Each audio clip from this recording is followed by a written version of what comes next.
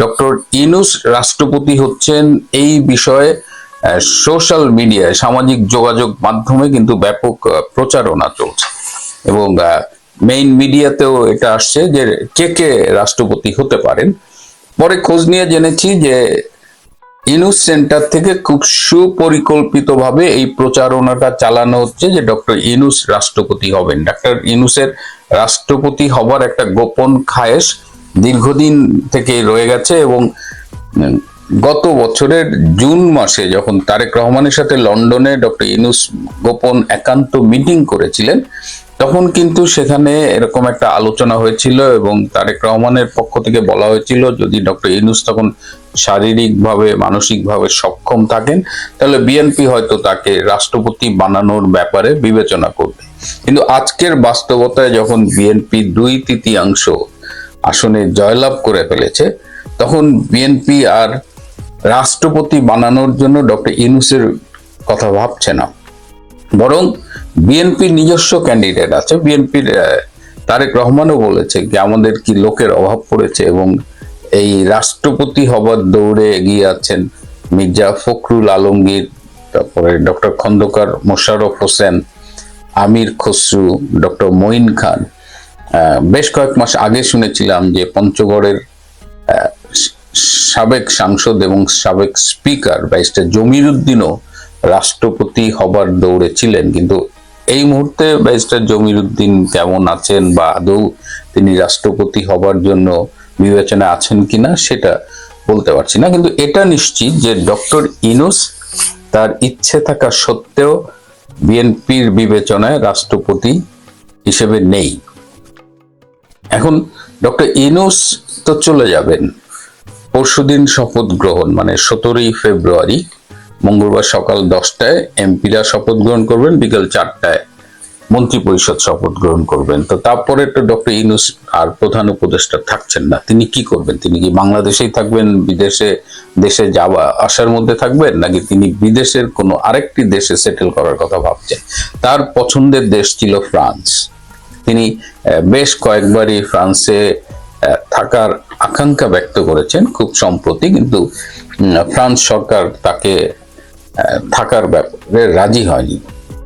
সুতরাং তিনি এখন ইন্দোনেশিয়ার কথা ভাবছেন যে তিনি হয়তো ইন্দোনেশিয়া থাকবেন। জাপানের কথাও অনেকে বলছে, আর এগুলো একদম কিছু না হলে ইস্ট তিমুরে তার থাকার ইচ্ছে। সুতরাং রাষ্ট্রপতি তো দূরের কথা, তিনি দেশে থাকতে পারবেন কিনা এটা নিয়েই কথা হচ্ছে। আবার আজকে একটা খুব নির্ভরযোগ্য সূত্রে জানলাম যে খুব হয়তো কাল পরশুর মধ্যেই কোনো এক ব্যক্তি ডক্টর ইউনূসের বিরুদ্ধে দুর্নীতির মামলা করবেন।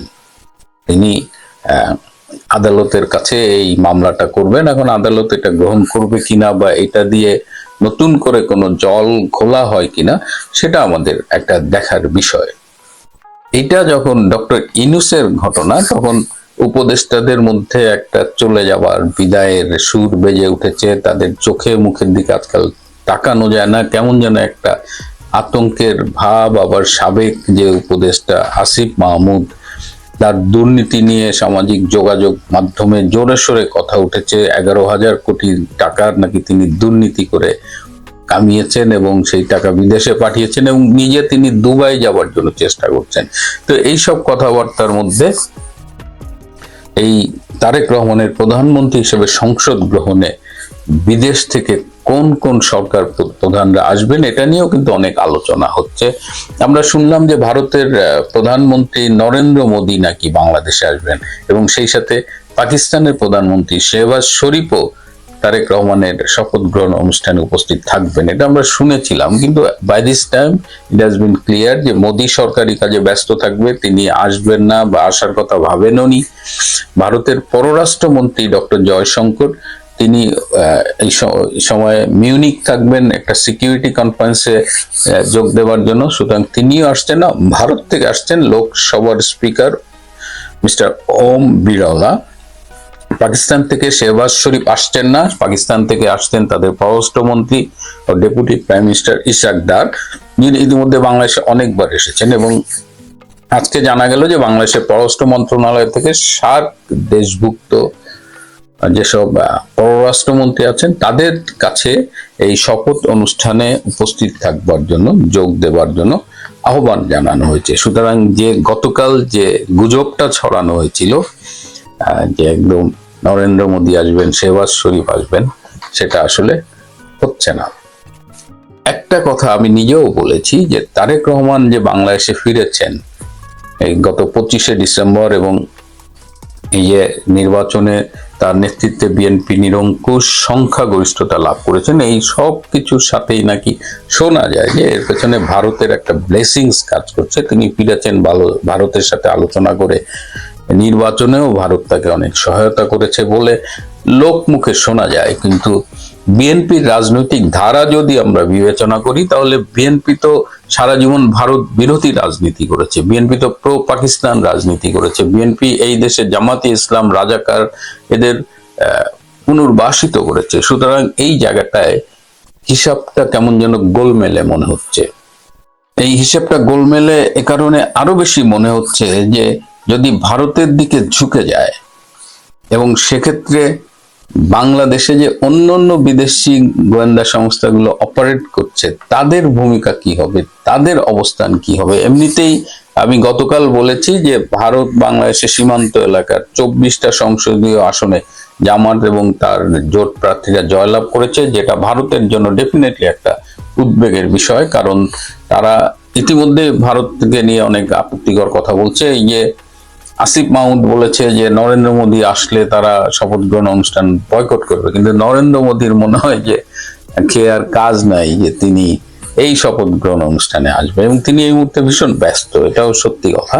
তো এই যে বলছিলাম যে বিদেশি গোয়েন্দা সংস্থা আছে তারা কি করবে, বিশেষ করে ভারত বিরোধী দেশগুলোর যে গোয়েন্দা সংস্থা এখানে অপারেট করছে, আপনারা বুঝতে পারছেন আমি কার কথা বলছি। তারা সম্প্রতি ঠিক করেছে, তারা তো একটা হলো যে ভারতের বিচ্ছিন্নতাবাদী গোষ্ঠীকে বাংলাদেশের মাটিতে আশ্রয় দেয়া হবে, এই একটা আশঙ্কা আছে। কারণ অতীতে বিএনপির নেতৃত্বাধীন সরকার এটি করেছে, কিন্তু অনেকে আবার বলছে যে যেহেতু তারেক যে একটা আন্ডারস্ট্যান্ডিং এর মাধ্যমে আসছে, তিনি হয়তো ভারত বিরোধী তৎপরতাগুলোকে নিয়ন্ত্রণ করবেন। তো ভারত বিরোধী তৎপরতা অনেকভাবে হতে পারে। এখন যে খবরটা পেলাম সেটা হলো যে বাংলাদেশের থেকে ভারতে সাইবার অ্যাটাকের প্ল্যান করা হচ্ছে, এই বিদেশি গোয়েন্দা সংস্থার তত্ত্বাবধানে এটা হচ্ছে। তো বিদেশি গোয়েন্দা সংস্থা নিজেদের দেশ থেকে কেন ভারতে সাইবার অ্যাটাক করবে না, কেন বাংলাদেশের মাটি থেকে এই সাইবার অ্যাটাকের প্ল্যান করা হচ্ছে? এর একটা কারণ হতে পারে যে কোনো দেশে সাইবার অ্যাটাক করার পরে ইমিডিয়েটলি আইডেন্টিফাইড হয় যে এটা কোন দেশের মাটি থেকে হয়েছে, কারা করেছে, এগুলো মোটামুটি ওরা আইডেন্টিফাই করে ফেলে। তো যখন ওটা আইডেন্টিফাই করবে তখন দেখবে যে এটা বাংলাদেশ থেকে অ্যাটাকটা হয়েছে, হয়তো বাংলাদেশের কোনো হ্যাকার গ্রুপকে তারা এই কাজে লাগাবে। তো এটা ভারত বিরোধী তৎপরতা, ভারতের বিরুদ্ধে নানা রকমের যুদ্ধের এটা কিন্তু একটা অংশ, এবং এটা খুবই অ্যালার্মিং একটা সিচুয়েশন যে বাংলাদেশের থেকে ভারতে সাইবার অ্যাটাক করা যেতে পারে। এছাড়া আরো কিছু খবর রয়েছে। আপনারা জানেন যে মন্ত্রী পরিষদ সচিবের শেখ আব্দুর রশিদ যিনি সচিব ছিলেন তাকে সম্প্রতি নির্বাচনের পরে অব্যাহতি দেওয়া হচ্ছে। এখন বলা হচ্ছে তিনি ব্যক্তিগতভাবে আবেদন করেছিলেন চলে যাওয়ার জন্য, এই কারণে তাকে অব্যাহতি দিয়েছে, কিন্তু আমরা খোঁজ নিয়ে জেনেছি আসলে সেটি সত্যি নয়। তিনি সাতক্ষীরার 4টি আসন যেখানে জামাত জয়ী হয়েছে সেই নির্বাচনের সেই আসনে প্রশাসনকে ব্যাপকভাবে প্রভাবিত করেছিলেন জামাতের প্রার্থীকে জয়ী করার জন্য, এবং তিনি বারবার ফোন করে বলেছেন যে এটা ডক্টর ইউনূস বলেছেন, ডক্টর ইউনূসের অভিপ্রায়, এটা মাননীয় প্রধান উপদেষ্টা বলছেন এদের জিতাতে হবে। অর্থাৎ ইউনূসকে ভাঙিয়ে তিনি সাতক্ষীরার 4টা আসনে তিনি প্রশাসনের ক্ষমতার অপব্যবহার করেছেন আর কি। তো এটি জানার পরে ডক্টর ইউনূস বলেছেন না, তিনি এ ধরনের কোনো কথা বলেননি, এবং তারই পরিণতি স্বরূপ শেখ আব্দুর রশিদকে মন্ত্রী পরিষদ সচিব থেকে অব্যাহতি দেওয়া হচ্ছে, এবং তিনি ছিলেন জামাতি, এবং তারপরে তার পরিবর্তে বর্তমানে যাকে মন্ত্রী পরিষদ সচিব করা হয়েছে তিনিও জামাতি রাজনৈতিক ধারার অনুসারী। বিএনপি ক্ষমতা নেবার পরে একটা প্রথম কাজ হবে এই যে সরকারি প্রশাসন তার জামাতিকরণ। কিন্তু প্রশ্ন থেকেই যায়, বিএনপি জামাতের বর্তমানে যে সম্পর্ক দেখছি, আজকেও বাংলাদেশে 3টি জায়গায় জামাতের নেতাদের বাড়ি পুড়িয়ে দেওয়া হচ্ছে, সাতক্ষীরা, কুষ্টিয়া এবং সাতকানিয়ায়। বিভিন্ন জায়গায় এনসিপির নেতাকর্মীদের পিটানো হচ্ছে এবং শিবিরকেও মোটামুটি পেটানো হচ্ছে। ঢাকা বিশ্ববিদ্যালয়ে গোলাম আজমের ছবি টানিয়ে সেখানে জুতা মারা হচ্ছে। এই সব হয়তো অনেকেই বলছে এগুলো ভাইয়ে ভাইয়ে ঝগড়া হওয়ার মতো, এটা সিরিয়াস কিছু না। বিএনপি জামাত কি আসলেই দূরত্ব সৃষ্টি হয়েছে তাদের মধ্যে, নাকি এখনো মুদ্রার এক পিঠ এপিঠ ওপিঠ আছে? যদ্দূর বুঝি জামাত বিএনপি মুদ্রার এপিঠ ওপিঠ, এক মায়ের 2 সন্তান। সুতরাং আমাদের কেয়ারফুলি অবজার্ভ করতে হবে, এখনই কোনো সিদ্ধান্তে পৌঁছানোর মতো সময় আসেনি। পাশাপাশি আমরা তাকিয়ে থাকব কত দ্রুত আওয়ামী লীগের রাজনৈতিক কার্যক্রমের উপরে আরোপিত নিষেধাজ্ঞা প্রত্যাহার করা হয়। ভোটটি দিতে পারেনি এমনও আমরা দেখেছি। হ্যাঁ, ডিএমপি কমিশনার নিজেও তার ভোটটি দিতে পারেনি, এবং সবচেয়ে মজার বিষয় হচ্ছে যে কিছু কিছু জায়গায় হ্যাঁ ভোট 244% ভোট হয়েছে। মানে যেখানে বাংলাদেশের অন্যতম একজন গণমাধ্যম যে দি বিজনেস স্ট্যান্ডার্ড, তাদের কিছু পর্যবেক্ষণ এসেছে যে যেখানে বলা হচ্ছে যে 1,40,00,000 ভোটার ভোট কাস্ট হয়েছে, কিন্তু ভোট ব্যালটে পড়েছে যে অলমোস্ট 7 কোটির মতো।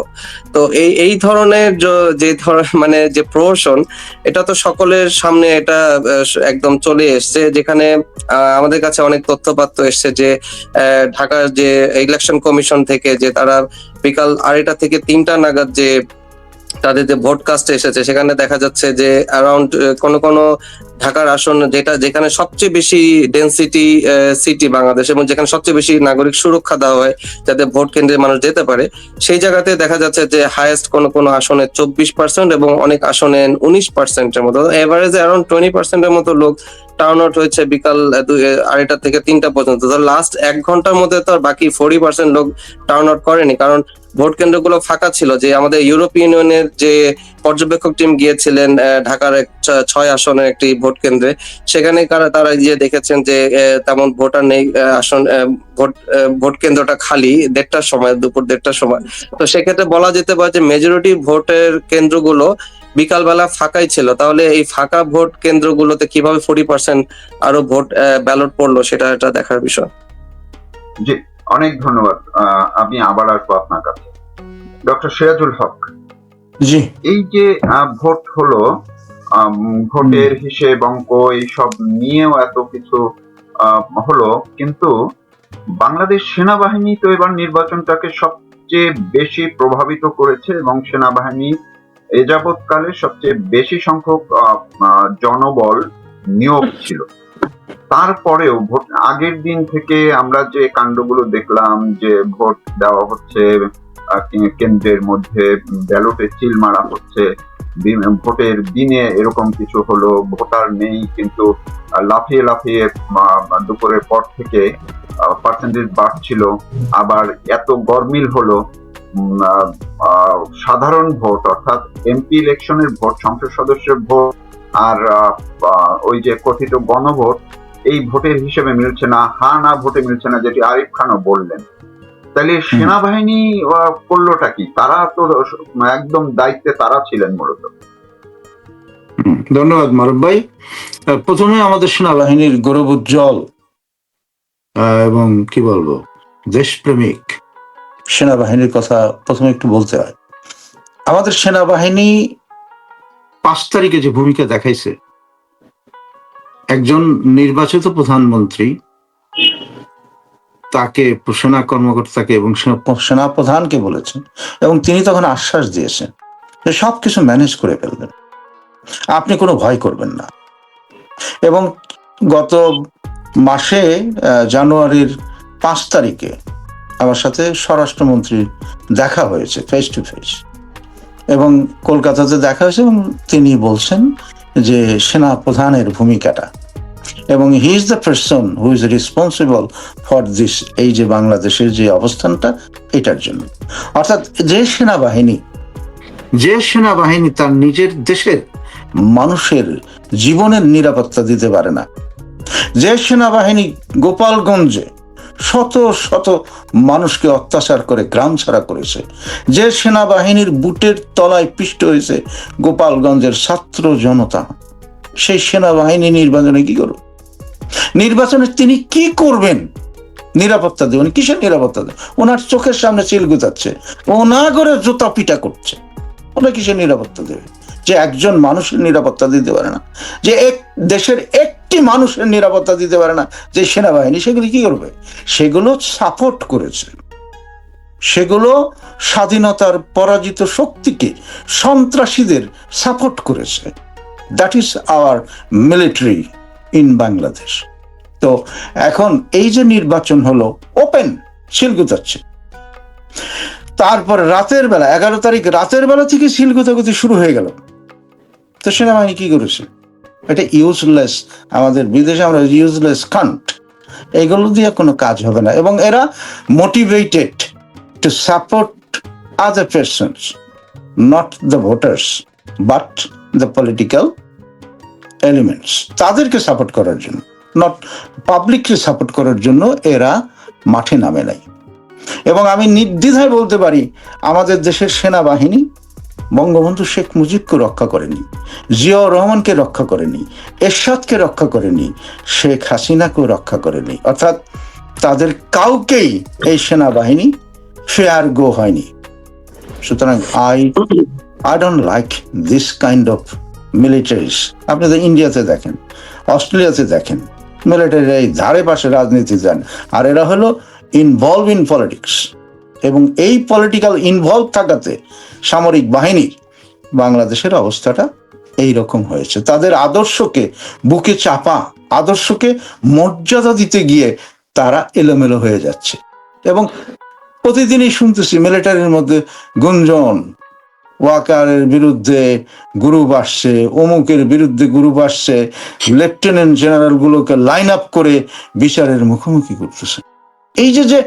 এই যে হটকারিতা আর্মির ভিতরে, তাতে আমার কাছে মনে হচ্ছে যে ওরা পুরা very much involve in politics. তো সুতরাং আপনি চমৎকার একটি প্রশ্ন করেছেন, এই যে হা ভোট না ভোট, আমি কিছুটা হিন্টস আপনাকে দিয়েছি।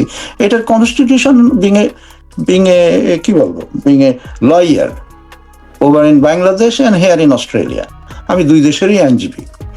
তো সেই ক্ষেত্রে এই যে গণভোটটা অনুষ্ঠান করলো, এটা সাংবিধানিক কোনো ধরনের ভিত্তি নাই। এটা একটা নাবালক ছেলে, যে ছেলে কেবল লতে ভর্তি হয়েছে, ওই ছেলেটাও বলতে পারবে যে এই গণভোটের কোনো ভিত্তি নাই, সাংবিধানিকভাবে এটার প্রভিশনও নাই। পার্লামেন্টে আপনার নিতে হবে, পার্লামেন্ট থেকে ডিসিশন নিতে হবে যে অত তারিখে এই মর্ম বলে গণভোট হবে, কিন্তু সেগুলোর কোনো বলাই নেই। সে নিয়ে আমাদের দেশের গারল বুদ্ধিজীবীরাও কোনো কথা বলেন না। এবং সংবিধান অনুযায়ী এই যে কেয়ারটেকার গভর্নমেন্ট, এটাকে কেয়ারটেকার গভর্নমেন্টও বলা যায় না, এটাকে বলা হবে ইন্টারিম গভর্নমেন্ট। এই ইন্টারিম গভর্নমেন্টটা কেন আসলো, কিভাবে আসলো, সেইখানেই তো গলদ রয়ে গেছে, সেইখানে গলদ রয়ে গেছে। সুতরাং এই অবৈধ ইন্টারিম গভর্নমেন্ট নির্বাচনে আয়োজন করতে পারে না। এটা বোঝার জন্য কোনো ব্যারিস্টার নিতে হবে না, কোনো কিউসিকে রাখতে হবে না, কোনো সিনিয়র আইনজীবীকে রাখতে হবে না। নর্মাল একজন আইনজীবী যে সংবিধানের পাতাগুলো একবার শুধু দেখে গেছে, সেই বলতে পারবে সমস্ত কাজগুলো 5 তারিখ থেকে শুরু করে সমস্ত কাজগুলো অবৈধভাবে করেছে এরা, যার কোনো সাংবিধানিক বৈধতা নাই, এবং যে সংবিধানের মধ্যে এই কাজগুলো পড়েই না। ধন্যবাদ আপনাকে। অনেক ধন্যবাদ আপনাকে আরিফ খান।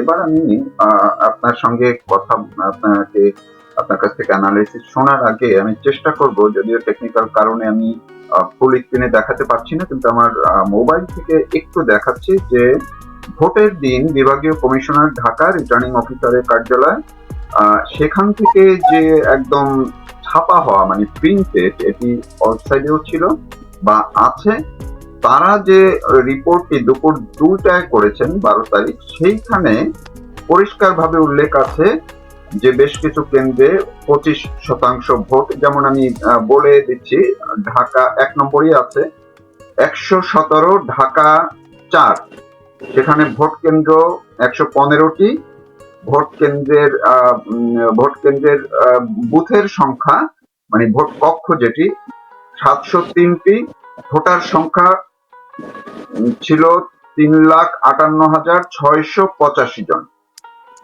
7:30টায় ভোট শুরু হয়েছে। প্রদত্ত ভোট দুপুর 2টা পর্যন্ত 25%। এইখানে এর পরেরটা আছে 178.5, 150টি ভোট কেন্দ্র, বুথ 799, ভোটার সংখ্যা ছিল 4,15,455, এখানেও 25%। এই যে আমি একটু দেখানোর চেষ্টা করছি, দেখা যায় আশা করি। এইরকম এটা অনেক, সুতরাং সবগুলো যদি আমি করতে যাই অনেক সময় লাগবে। তো আরিফ খান, এখন এই যে এটি তো সরকারি এবং নির্বাচন কমিশনের এই রিপোর্ট দুপুর 2টায়, তো দুপুর 2টায় যদি 25% হয়, কোথাও আছে 20% আছে, যে কোথাও কোনো কোনো জায়গায় 20% আছে, কোনো জায়গায় আরো কম আছে, কোথাও আছে আবার অল্প কিছু একটু বেশি আছে, 24% আছে ইত্যাদি। আমার প্রশ্নটি হলো, বাকি যে 2.5 ঘন্টা, সেই 2.5 ঘন্টা সবগুলো মিডিয়ার যারা লাইভ করেছে, টিভি চ্যানেলগুলো পর্যবেক্ষণ যারা করেছেন, সবাই দেখলেন যে মাঠ খালি, যেটা আপনিও বললেন এবং ডক্টর সিরাজুল হকও বললেন, সারা বিশ্ব দেখেছে। তাইলে এই 25% থেকে একেবারে ওই খালি 2.5 ঘন্টায় কিভাবে দ্বিগুণ হয়ে গেল? আপনার অঙ্কটা কি? এইটা তো এখন বাংলাদেশের যারা এই ইলেকশনে জয়েন করেছিলেন, ইলেকশনে যারা অংশগ্রহণ করেছিলেন, স্পেশালি বিএনপি, ইভেন কিছু কিছু জায়গায় জামাতের প্রার্থীরাও বলছেন যে এখানে তারা ভোট ইঞ্জিনিয়ারিং এর তারা ফেস করেছেন এবং এখানে ভোটটা আসলে ঠিকমতো কাস্ট হয়নি, ব্যালট চুরি, ব্যালট সিল মারা ছিল, প্রিজাইডিং অফিসার নিজে সিল মেরে দিচ্ছেন, এরকম অনেক সিসিটিভি ফুটেজ এসেছে অনেক গণমাধ্যমে, চ্যানেল 24 থেকে শুরু করে মাছরাঙা টিভি, টেলিভিশনে। তো এই যে নির্বাচন নিয়ে যে প্রহসন, এইটা এইবার মতো মনে হয় আগে কখনো আগে যেটা হয়েছে যে কোনো একটি নির্দিষ্ট রাজনৈতিক দল তাদের নিজস্ব সহিংসতা এবং নিজস্ব যেটা বলবো জেলাসির কারণে, কিংবা তাদের নিজস্ব আন্ডারগ্রাউন্ড পলিটিক্স এর কারণে, যে তারা অথবা ব্যাকডোর দিয়ে ক্ষমতায় আসার কোনো একটা আশ্বাস পেয়েছিল বলে তারা অথবা নির্বাচনে অংশগ্রহণ করেনি। কিন্তু তাই বলে এইভাবে ব্যালট ইঞ্জিনিয়ারিং কিংবা প্রিভিয়াস নাইটে vote presiding officer, polling agent এবং দলীয় নেতৃবৃন্দর সমন্বয়ে ভোট সিল মারা, ব্যালট বাক্স পাওয়া যাওয়া, এই ধরনের প্রহসন মনে হয় বাংলাদেশ এবার প্রথম দেখলো আর কি। এবং সেটারই ফলাফল হচ্ছে এই যে যদিও তারা ভোট ইঞ্জিনিয়ারিং করার চেষ্টা করেছে কিন্তু নাম্বার মিলছে না। কোনো কোনো জায়গায় 244% বেশি ভোট দেখাচ্ছে, যেটা মানে প্রায় 150% বেশি ভোট গণনা হয়েছে। কারণ তারা তো জানে না অ্যাকচুয়ালি কোন কোন জায়গা থেকে কত পার্সেন্ট, কত লক্ষ মানুষ কোন এলাকার ভোটার, তারা তো অতিরিক্ত ব্যালট মেরে দিয়েছে ওখানে, অতিরিক্ত ব্যালট তারা ওখানে পোস্ট করেছে, যেটা আসলে আগের রাতে নীলক্ষেত থেকে সিল মেরে নিয়ে আসা হয়েছে। তো এই জিনিসগুলোর কারণে মিলছে না কি হিসাবটা। জি, ডক্টর সিরাজুল হক, আপনি যে এখানটা থামছিলেন, আমি একটু যেতে চাই যে ভোটের একটা চিত্র। আমি এটি আরিফ খানের কাছেও আমি এই বিষয়টি নিয়ে আসবো, কিন্তু আগে একটু আপনার কাছে যেতে চাই। আমরা যদি ম্যাপটি দেখি, একটা ম্যাপ আছে এবং এটি ইতিমধ্যে সামাজিক যোগাযোগ মাধ্যমেও ছড়িয়ে পড়েছে। এই যে ম্যাপটি, এই ম্যাপটিতে দেখুন আছে নীল আর আছে হলুদ। হলুদ হচ্ছে জামাত অধ্যুষিত, তারা যেসব জায়গায় ভোট বেশি পেয়েছে। আমি আরেকটু কাছে নিয়ে দেখানোর চেষ্টা করছি। এটি সীমান্তবর্তী এলাকা এবং আপনার রংপুর অঞ্চল আছে কিছু, তারপরে আছে খুলনা অঞ্চল। এখন খুলনা অঞ্চলে কিন্তু আমরা বরাবরই দেখেছি, খুলনা অঞ্চলে আওয়ামী লীগ অধ্যুষিত এলাকা এবং খুলনা অঞ্চলের বেশিরভাগ আসন সবসময় আওয়ামী লীগ যে নির্বাচনে অংশ নিয়েছে, যতগুলো একটা নির্বাচন বাদে সবগুলোতে আওয়ামী লীগ অংশ নিয়েছে এবং আওয়ামী লীগের ভোট ব্যাংক বা ঘাঁটি এই সব বেল্টে আমরা দক্ষিণ পশ্চিম অঞ্চলের একটা বড় অংশ। প্রশ্নটি হলো, তাইলে এবার জামাত সবচেয়ে বেশি আসন পেল আওয়ামী লীগ অধ্যুষিত এলাকাগুলোতে, আবার সীমান্তবর্তী এলাকাগুলোতে। এইটা কারণ কি? আপনার ব্যাখ্যা। প্রথম হলো ধন্যবাদ। এবং আমি প্রফেসর আরিফ খানের কথা শুনলাম, তো এটা আমার কাছে মনে হচ্ছে যে সে পয়েন্ট আউট করেছে যে the actual what has happen there, এটা পয়েন্ট আউট করেছে। আর মেইন জিনিস হলো আওয়ামী লীগ কিন্তু সে ধরনের সিলেট কিংবা খুলনা কিংবা আপনার যে কোনো এরিয়া দেখেন আর কি, আপনি এক্সেপ্ট চিটাগাং ছাড়া মোস্ট অফ দ্য ডিস্ট্রিক্টগুলোতে আওয়ামী লীগের ভোটাধিকার বেশি ছিল। আবার আপনি যেটা ইন্ডিকেট করতে চান যে রংপুর এরিয়াতে তো আওয়ামী লীগ মাঠে নেই, তারা ভোটও দিতে পারতেছে না। এবং আওয়ামী লীগের ক্যাম্পেইন ছিল নো ভোট নো ভোট। এখন মানুষ তো আসে, আওয়ামী লীগ তো আসে, এবং মাঝে মাঝে কিছু ঠুনকো আওয়াজ হয় যে আওয়ামী লীগ ফিরে আসে। আরে বাবা, আওয়ামী লীগ ফিরে আসবে কেন? আওয়ামী লীগ তো আছে। 3 লক্ষ নেতা কর্মী জেলখানায় আছে, লক্ষ লক্ষ আওয়ামী লীগের লোকজন করতেছে, পালিয়ে বেড়াচ্ছে এক জায়গা থেকে, কেসের বোঝা নিয়ে তারা আনাচে কানাচে আছে। তাহলে আওয়ামী লীগ ফিরবে মানেটা কি? আওয়ামী লীগ তো আছেই। বলো যে সব আওয়ামী লীগের এমপিরা চলে গেছে, 150-র মতো এমপি জেলখানায় বন্দি, 300-র মতো যদি 150 বন্দি থাকে, তাহলে আপনি বলেন যে প্রথমে জামাতের আমির বললো যে সব পালায় চলে গেছে, মানে কি ধরনের ন্যারেটিভ এরা করে? তাহলে এই যে লক্ষ লক্ষ লোক জেলে, সেটা আসলো কি করে? এখন ভোটটা হয়েছে খুলনাতে, ভোটটা হয়েছে রংপুরে, ওকে, রংপুরে ভোট হয়েছে, ভোটই তো দিতে যায় না মানুষ। তাহলে এই ভোটগুলি আসলো কি করে? সে দেখাইলো যে 50%-এর ওভার 20%-ও ভোট দিতে যায়নি। স্কুল খালি, কলেজ খালি, কলেজের গেট খালি। আমরা দেখতেছি পত্রিকায়, আমরা দেখতেছি অনলাইনে, আমরা দেখতেছি ভিডিওতে, আমরা দেখতেছি ইউটিউবে, শত শত স্কুল যেখানে ভোটিং সেন্টার, সেখানে কুকুরের সরাসরি মানুষ যায়নি। তো এই যে ভোটগুলো গেল কেমনে? সে এখানে কি করে ভোট পাইল? সেই ভোটগুলো রাতের বেলা দেওয়া হয়েছে না? আপনি ওই ভোটগুলো যদি আপনি কাউন্ট করেন এবং ওই ভোটগুলো দিয়ে যদি আপনি হিসাব করেন যে ভোট কাউন্ট হয়েছে আওয়ামী লীগ অধ্যুষিত এলাকায়, এই জামাত পেয়ে গেছে। আরে বাবা, জামাতরা ভোট দেয়নি, একটা আওয়ামী লীগের কর্মী জামাতকে ভোট দেয়নি। এবং তাদের ক্যাম্পেইনই ছিল নো ভোট নো ভোট। সুতরাং তারা যায়নি, তারা স্টেশনে যাননি, তারা ভোট দিতে যাননি। তাদের ভোট ওই রাতের বেলায় মানে ব্যস্ত কেনার নামে ভোটগুলো হয়ে গেছে। এবং কি সুন্দর কথা বলেছে যে জামাতকে ভোট দিলে আমরা আপনাকে ভেস্ত দিয়ে দিব। অর্থাৎ তারা ভেস্তের সোল এজেন্সি খুলে আপনাকে, এবং আপনি দেখবেন যে মহিলারা, পুরুষের চেয়ে মহিলারা ভোট গেছে, কারণ ওই মহিলার কোরআন শরীফ নিয়ে গেছে যে আপনারা দাঁড়িপাল্লায় ভোট দিবেন, আপনারা ভেস্ত পাবেন, আর এই যে আপনারা টাকা পাবেন। সুতরাং এইগুলো করে যে মানে নির্বাচন যে এতটা ফানি হয়, দিস টাইম যে ইলেকশন কমিশনার মেড ইট, এই যে এত সুন্দর, মানে এই যে হা ভোট এবং না ভোট মিলছে না কেন? কারণ ওইটার সাথে এইটার কোনো যোগাযোগ নাই। এবং আমি প্রথমেই বলেছি এটা সম্পূর্ণ বেআইনি, ওদের পানিশমেন্ট হওয়া দরকার। ওরা কেন গণভোটটা without the permission of the কি বলবো পার্লামেন্ট এবং without the provisions of the constitution, কেন এরা আনলো এটা? সুতরাং ওদের আগে পানিশমেন্ট হওয়া দরকার এই গণভোটটি এই নির্বাচনের সাথে আনার জন্য। ধন্যবাদ মারুফ ভাই। জি, অনেক ধন্যবাদ আরিফ খান। আমরা দেখলাম যে ভোটের আগেই যে ডিজিএফআই তাদের একটা জরিপ আছে, যে জরিপটাও নজরে এসছে, সেখানেও তারা বলেছে আওয়ামী লীগ নিষিদ্ধ থাকুক, যাদের কার্যক্রম নিষিদ্ধ থাকুক, নিবন্ধন বাতিল থাকুক, কিন্তু ভোটারের হার সেটা 35%-এর নিচে না, এরকমটাই।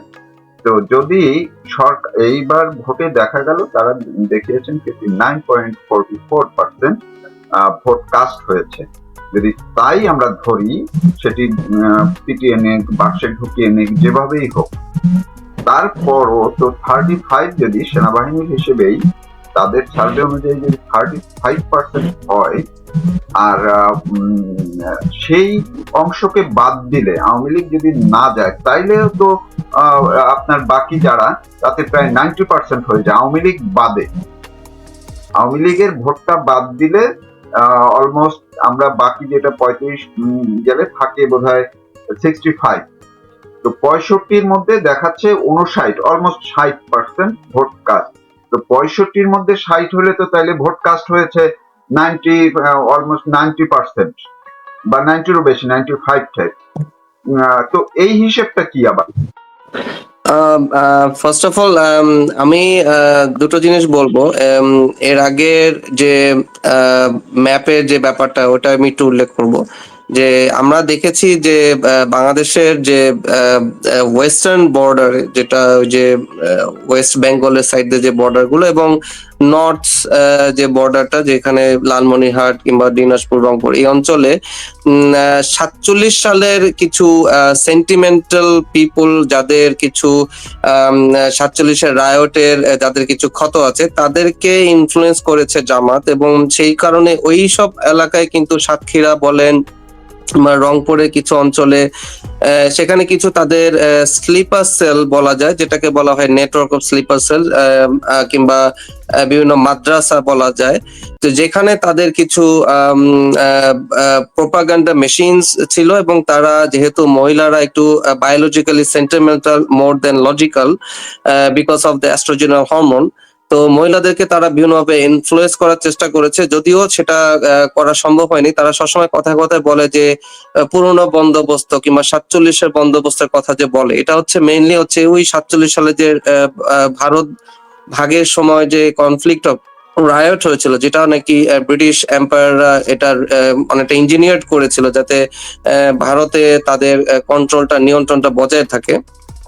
তো সেইটাকে তারা বারবার মানে তারা সেল করার চেষ্টা করেছে, ওই ন্যারেটিভ গুলো সেল করে, কিন্তু তারা অ্যান্টি ভারত সেন্টিমেন্ট এবং বাংলাদেশে সহিংসতা, বাংলাদেশের সংহতি বিরোধী সেন্টিমেন্ট তৈরি করা, পার্শ্ববর্তী রাষ্ট্র হোক এবং বাংলাদেশে যারা সংস্কৃতি মনা প্রগতিশীল এবং অন্য ধর্মাবলম্বী আছে, তাদের সাথে সংহতি বিরোধী এক ধরনের প্রোপাগান্ডা তারা সবসময় চালিয়ে এসছে। এবং যারা সংহতির পক্ষে, তাদেরকে তারা বলতো যে বিধর্মী কিংবা কাফের মুরতাদ, কিংবা তাদেরকে বলা হতো যে বিভিন্ন নামে আখ্যা দেওয়া হতো, তারা দেশ বিরোধী বলা হতো, মুসলিম বিরোধী বলা হতো। এবং এই জিনিসটাকে তারা মানে অ্যাসেট করে, এই জিনিসটাকে তারা অ্যাসেট করে তারা ভোট কাস্ট করার চেষ্টা করেছে, কিন্তু সেভাবে পায়নি। সেই জন্য তারা যেটা করেছে, ইলেকশন ইঞ্জিনিয়ারিং করেছে। এবং আপনার প্রশ্নে আসি, যে আপনি যেটা বলেছেন যে ডিজিএফআই যে রিপোর্টটাতে, আমি অ্যাকচুয়ালি এসব মনে এটা 35 না 53 হবে, আমি যদি ভুল না করি। সেখানে আপনি একটু যদি ওটা একটু রিপোর্টটা তুলে ধরেন, যে বাংলাদেশে যদি অন্তর্ভুক্তিমূলক ইলেকশন হতো, যে আওয়ামী লীগ সহ, তাহলে সেখানে দেখাচ্ছে যে আওয়ামী লীগের ভোট ব্যাংক বর্তমানে 2026 সালের 12ই জানুয়ারি থেকে 25শে জানুয়ারি পর্যন্ত তাদের ডিজিএফআই এর গোপনীয় ফোরকাস্টে, যেটা তারা প্রকাশ করতে চায়নি, সেখানে এসে যে 53%, more than 50% population is supporting Awami League still today. এবং এটা কারণ ওখানে লেখা আছে যে ওখানে 35% মানুষ তাদের ম্যাটার অফ কনসার্ন বলছে যে আইন শৃঙ্খলার অভাব এই ইলেকশনে তারা কি চায় তাদের। এইটা আমি একটু দেখানোর চেষ্টা করছি। এই যে এই তাদের সার্ভে রিপোর্টটা এখানে, এটার মধ্যে তারা একদম ক্যাটাগরিলি সব ইয়ে করেছে। জি, তো এখানে তারা তাদের যে ম্যাটার অফ কনসার্ন, তারা এখানে অলমোস্ট 35% পিপল বলছে যে তাদের ম্যাটার অফ কনসার্ন হচ্ছে আইন শৃঙ্খলা। এই ভোট কাস্টে তাদের যারা ভোট দিতে যাবে, তারাও বলছে যে আইন শৃঙ্খলাটা তাদের একটা বড় একটা ব্যাপার, যে জানমালের সুরক্ষা সবচেয়ে বড় গণতান্ত্রিক অধিকার কি, তার জীবনের সুরক্ষা। হ্যাঁ, তারপরে অন্যান্য অধিকার, ফ্রিডম অফ স্পিচ, যে বেঁচে থাকলে না অন্যান্য সামাজিক অর্থনৈতিক অধিকারের ব্যাপারে মানুষ বলবে। তো জীবনের সুরক্ষাটা সবচেয়ে বেশি মানুষ কনসার্ন শো করেছে। তারপরে পড়েছে অলমোস্ট 27% পিপল বলছে যে কর্মসংস্থান, এবং তারপরে বলছে যে দেশের অর্থ সামাজিক উন্নয়ন, এগুলো ব্যাপারে মানুষ বলছে। তো মেজরিটি পিপল, মোর দেন 60% পিপল কিন্তু বলছে কর্মসংস্থান এবং জানমালের সুরক্ষা। কারণ কি, দুইটার সাথে একটার সাথে একটা ওতপ্রোতভাবে জড়িত। যদি একটা দেশের কর্মসংস্থান কমে যায়, যদি একটা দেশের ইকোনমি ডাউনওয়ার্ড হয়, তাহলে কি হয়, সেখানে অনেক টেরিটোরিয়াল কনফ্লিক্ট, সোশ্যাল কনফ্লিক্ট, এবং সেখানে এথনিক ক্লিনজিং হয়, এবং সেখানে সবচেয়ে বড় যেটা হয় আইন শৃঙ্খলার অভাব হয়, কারণ সবাই ইনকাম করতে পারছে না, যেহেতু সবাই এভরিবডি গো ফর লুটিং, বালগারিং, যেটা হয় যে রায়োটিং হয়, যে লুট বালগারিং এ বেড়ে যায়, চুরি ডাকাতি বেড়ে যায়, কারণ মানুষের কর্মসংস্থান হচ্ছে না, তাদের ইনকাম সোর্স নেই। What else they can do, তাদের জীবন মান ধারণের জন্য তাদেরকে চুরি ডাকাতি ছাড়া উপায় নেই। তো এইটাই হচ্ছে, এই দুইটা কিন্তু মেইন ফ্যাক্টর, যে জানমালের সুরক্ষা এবং কর্মসংস্থান, দুইটা একটার সাথে একটা জড়িত, এবং এই দুইটা ফ্যাক্টরে কিন্তু মানুষ বারবার বলছে যে তার আগে ভালো ছিল, কারণ এই দুইটা ফ্যাক্টরে তারা সো কল যারা কোট এন্ড কোট বলে যে আমি এটা এই কারণে বলছি যে এটা এক ধরনের রেটরিক, যে তারা বলে স্বৈরাচার, কারণ একটা দেশের জানমালের সুরক্ষা দিতে গেলে আইন শৃঙ্খলার প্রণয়ন দরকার। You have to enforce law in the country. একটা দেশে যদি ল এনফোর্সমেন্ট না থাকে, তাহলে তো মানুষের জানমালের সুরক্ষা পাবে না, তাহলে মানুষ ইনভেস্ট করবে কেন, সেই দেশে ইনভেস্ট করবে কেন যেখানে তার ইনভেস্টমেন্টটা সুরক্ষিত না? তাহলে সেখানে কর্মসংস্থানই বা কিভাবে হবে? তো এই জিনিসগুলো তো একটার সাথে একটা রিলেটেড, এবং সেই ল এনফোর্স করতে গেলে যদি বলা হয় যে এটা স্বৈরাচারী, তাহলে every country is like that. মানে ব্রিটেন, আমেরিকা, সব জায়গায় ল এনফোর্সমেন্ট ইজ ভেরি, এখানে খুবই টেথফুল। এখানে they can not consider any kind of embarrassment of law enforcement, তাই না? প্রতিটা দেশে, ইউরোপ উন্নত যে দেশগুলো, তারা রোল মডেল হিসাবে দেখতে চায় বাংলাদেশকে। এইসব জায়গায় তো ল এনফোর্সমেন্ট ব্রিচ করা কোনো ইয়ে নেই, কনসিডারেশন নাই। তাহলে তারা কিসের জন্য বলছে যে একটা দল ল এনফোর্সমেন্ট করছে, দিলে তাদেরকে বলা হচ্ছে মানুষের জানমালের সুরক্ষা দিতে গিয়ে কিংবা সরকারি স্থাপনার সুরক্ষা দিতে গিয়ে যদি তার ল এনফোর্সমেন্ট করে, তাহলে সেটা কি স্বৈরাচার কোন মানে আঙ্গিকে বলা যায়? এটা আমার প্রশ্ন আর কি। অনেক ধন্যবাদ আপনাকে। আমি শেষ করব ডক্টর সিরাজুল হক আপনাকে দিয়ে। এই যে ভোটটা নিয়ে আমরা এতক্ষণ কথা বললাম, কিংবা গত এই দুদিন পর্যন্ত আলাপ আলোচনা চলছে, বিতর্ক বাড়ছে, প্রশ্ন আরো একের পর এক নতুন নতুন প্রশ্ন উঠছে। অর্থাৎ এই আমরা তো শুনছিলাম অনেকে শুনতে পাচ্ছি না মারুফ ভাই, যে আমি শুনতে পাচ্ছি না। শোনা যাচ্ছে আমাকে? মারুফ ভাই, আমি শুনতে পাচ্ছি না।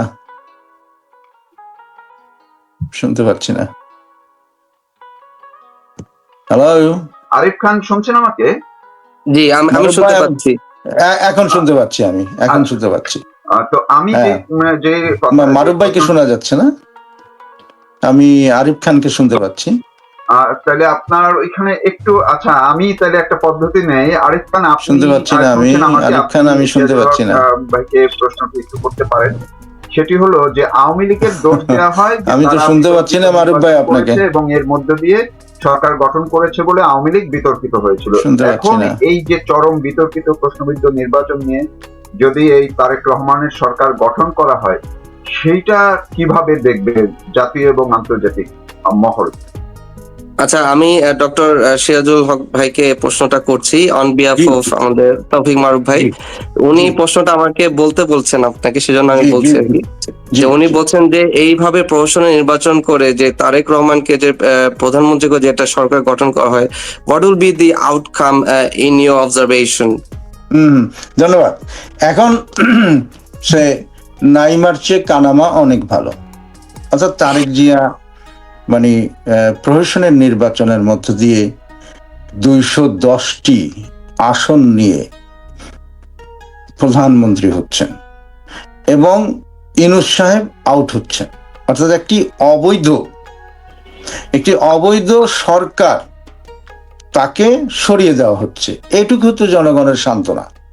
এবং তারেক জিয়া মানে আমরা ধরে নিলাম 15% ভোট পড়েছে, আমরা ধরে নিলাম কারচুপি হয়েছে, আমরা ধরে নিলাম সমস্ত ধরনের অনিয়ম, এবং নির্বাচন কমিশনার যা খুশি তাই করেছে, এটা আমরা ধরে নিলাম। তারপরেও তারেক জিয়া 210 আসন নিয়ে বাংলাদেশের প্রধানমন্ত্রী হচ্ছেন। এবং প্রধানমন্ত্রী হওয়ার পরে এই যে অথর্ব, অবৈধ এবং কি বলবো দেশ ধ্বংসকারী নারদ ডক্টর ইউনূস যদি চলে যান, আমরা তারপরও বলবো আলহামদুলিল্লাহ, আলহামদুলিল্লাহ, আলহামদুলিল্লাহ। সুতরাং এই ষড়যন্ত্রকারী যারা দেশটাকে ধ্বংস করেছে, এবং এটি 50 years, more than 50 years needed যে এইটাকে ফিক্স আপ করার জন্য। এবং শেখ হাসিনার মতো যদি লিডারশিপ আসে তাহলে এটা ফিক্স করতে পারবে, তারেক জিয়ার মতো লিডারশিপ এটা ফিক্স করতে পারবে না। তো সে এনিওয়ে আমার কাছে মনে হচ্ছে যে এই যে প্রশাসনের নির্বাচন, অন্তত পক্ষে 90% ধরেন এই রেগুলারিটিস আছে, তারপর 10%-এর ভিত্তিমূলে যদি এই স্বৈরাচারী সরকার, এই যে বর্তমান স্বৈরাচারী কি ভীষণ স্বৈরাচার এবং অথর্ব অবৈধ সরকারটি যদি চলে যায়, জনগণ অন্তত পক্ষে একটি গণতন্ত্রের আশায় এই সরকারকে সাপোর্ট করবে। ধন্যবাদ। জি, অনেক ধন্যবাদ আপনাদের দুজনকে, আপনারা এতক্ষণ সময় দিয়েছিলেন। দর্শক, আপনারা দুজনের কথাই শুনলে দেখবেন যে অনেক গুরুত্বপূর্ণ কিছু বিশ্লেষণ তারা করেছেন। ডক্টর সিরাজুল হক অস্ট্রেলিয়া থেকে এবং ডক্টর আরিফ খান যুক্তরাজ্য থেকে। তারা বলছিলেন এই নির্বাচনের অঙ্কে কেন মিলছে না, ভিতরে কি গলদ আছে, এখন সরকারটি কিভাবে হতে পারে, সরকার তারেক রহমান এই প্রশ্নবিদ্ধ নির্বাচনের মধ্য দিয়েও সরকার পরিচালনা করতে গেলে তিনি কিভাবে প্রশ্নবিদ্ধ হবেন, সেই কথাগুলো বললেন। পাশাপাশি সিরাজুল হক বলার চেষ্টা করলেন